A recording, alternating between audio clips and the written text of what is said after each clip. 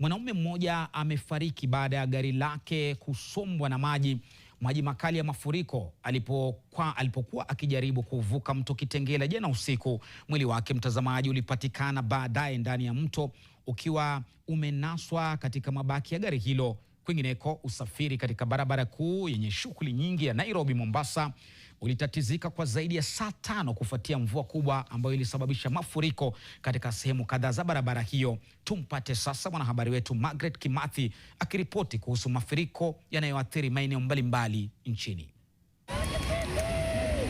Peter Chakua mwenye umri wa miaka 37 anaripotiwa kusombwa na maji makali ya mafuriko alipokuwa akivuka daraja lililokuwa limefunikwa na maji katika mto Kitengela Ijumaa usiku majira ya saa 4 usiku.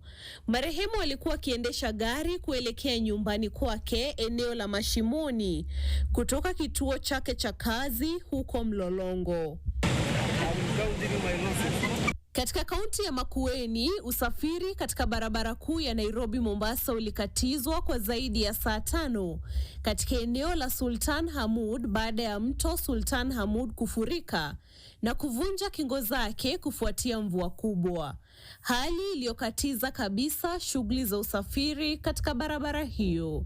Mafuriko hayo yalifanya baadhi ya sehemu za barabara hiyo kutopitika na kuwaacha madereva kadhaa, abiria pamoja na magari ya usafiri wa umma wakiwa wamekwama, huku msongamano wa magari ukiripotiwa kusambaa kwa kilomita kadhaa. Kwa tumetembea huku kwa in-laws kuja kuona one of our mother-in-law akiwa mgonjwa, na sasa tumefungiwa hapa.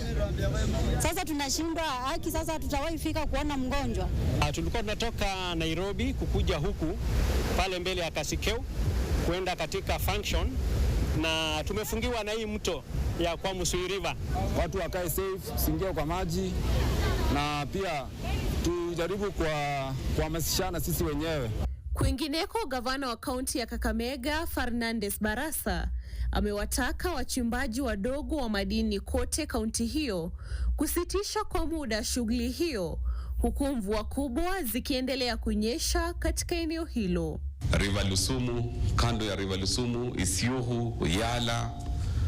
Hii ni wakati ambapo tunawasihi waweze kusonga mahali ambapo kumeinuka, kwa sababu vifo vya mafuriko vimeanza kuwa vingi sana. Margaret Kimathi, NTV. Asante sana Margaret, tunaendelea kusema makiwa